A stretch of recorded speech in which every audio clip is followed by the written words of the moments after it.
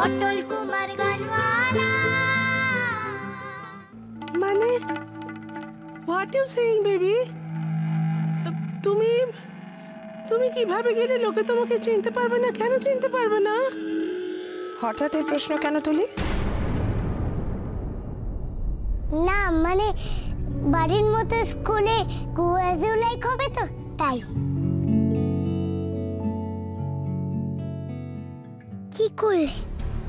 কি করলে পটলকে কেউ চিনতে পারবে না? কি হয়েছে রে তুলি? কি হয়েছে তোর? কি এত ভাবছিস তুই?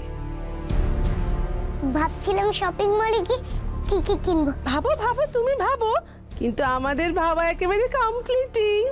আমি ভেবে ফেলেছি আমার তুলি বেবির জন্য আমি একটা দারুণ ফ্রক কিনবো। ফ্রক?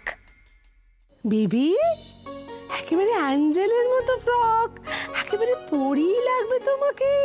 সবাই ভাববে ও মা, এটা তো একটা অ্যাঞ্জেল, এটা আমাদের তুলি বেবি বলে কেউ চিনতেই পারবে না। Frock right.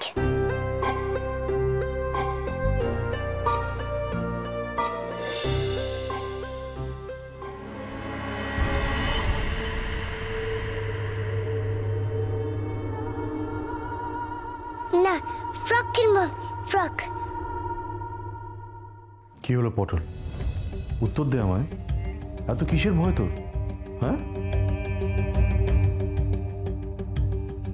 কিরে বল। না না বাবাকে কিচ্ছুটি বুঝতে দেওয়া যাবে না। ঠিক আছে, তুই বোধহয় আমাকে তোর মনের কথাটা বলবি না, তাই তো? ভয় তো করছে।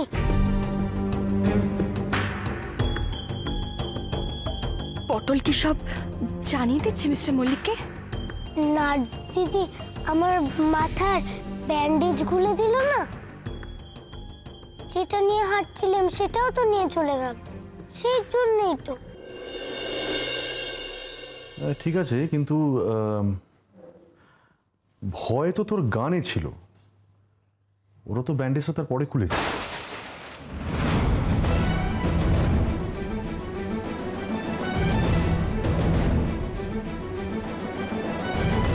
নার্স দিদিকে দেখেই তো আমার ভয় লাগছে। আচ্ছা এই কথা, বুঝতে পেরেছি, এবারে বুঝতে পেরেছি। তোর কোনো ভয় নেই পটল, আমি আছি তো। এখন থেকে আমি আর তোকে হোঁচট খেতে দেব না।